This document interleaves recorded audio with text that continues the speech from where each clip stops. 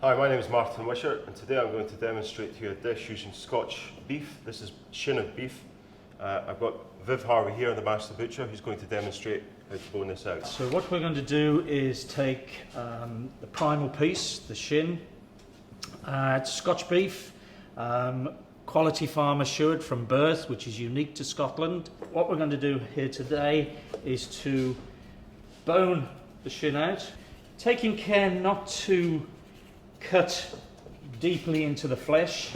I actually send my chefs down to the butchery so they get to see the process, the hanging of the meat, the whole process. So the animal, straight from birth, is given a passport, and it will be followed right the way through to the point of slaughter.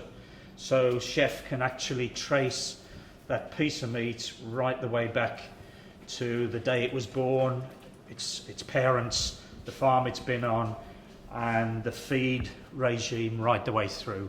Personally, I like to work with the slightly more unusual cuts, even the offal as well. But I find this really shows the skill from the kitchen. A lot of emphasis put on presentation nowadays, and of course, you can ask your butcher to split the bone. We've removed the negative aspect of the thick tendons, the bone sheath, and any excess fat. So you can see a nice lean quality meat. So we have now got this nice piece of shin boned out, and I'm going to quickly show you what the preparation is for the marinade. What I've done is cut into nice even sized pieces, good sized chunks, and I've put in a standard marinade of carrot, celery and onion. It's important you put a good quality red wine, something that is going to produce a good sauce. So it's been marinated now for 48 hours. As you can see, the beef starts to take on this lovely purple tinge. An example of one piece here. So you can season it nicely, some table salt. So cover the base of the pan. Make sure you get a good heat from the pan as well. Feel the heat rising on the back of your hand there. So you get this nice, good, even golden brown colour on it. All the flavours collecting in the base of the pan as well, and you're going to deglaze that pan with the red wine to create your sauce. So really what I've got here is the kind of end of the cooking process. We've sealed the meat off. I've added the roughly cut vegetables as well. We've added chicken stock and veal stock to it, both of good quality. Cartouche over the top, and it's been braised in the oven for 2.5 to 3 hours. Next stage would be to take the meat out the stock, let it cool a little. We're going to break it up with our fingers. What I've got here is a sheet of cling film. And you want to keep this nice and tight. It's very important to me that I use Scotch beef in my restaurants. It's showcasing what we have here available. We have a lot of international clients coming to visit us as well. Squeeze out any excess air. That's what you end up with. That goes into the fridge. This is a nice way to store it. Next step after that is going to be portion up, and I'm going to cover it with some crepinette. Cut a portion. You can see it's all set in the fridge, nice and firm. This is what you have here. I need to wrap this in a nice piece of pig's caul.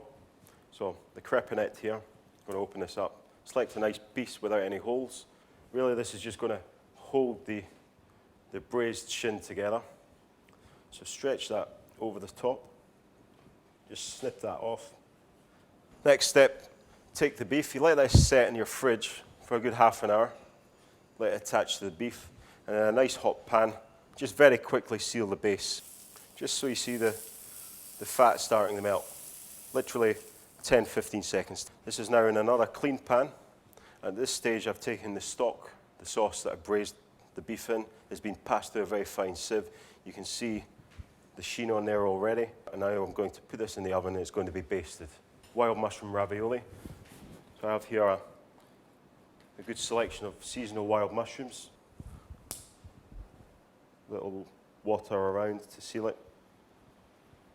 Just to form this ravioli, small cutter over seal the mousse, the mushrooms in. Take the slightly larger ravioli cutter, like that. Okay, so this is the puree. I've cooked a ribbed pumpkin, one of the French ones.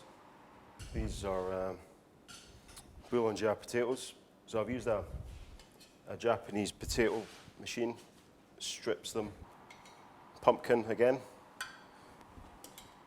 Just little Parisian balls. showing the puree in the centre. Just being glazed in a little emulsion, sits on top. This is the braising juice from the beef. Little chervil just to dress the dish in the end. So there is the dish. This is braised shin of Scotch beef with a pumpkin puree, boulangerie potatoes, and a wild mushroom ravioli. I'd recommend Scotch beef to other chefs, definitely. It's a world-class product. It's fantastic to work with. It's very diverse in the cuts that you can use as well.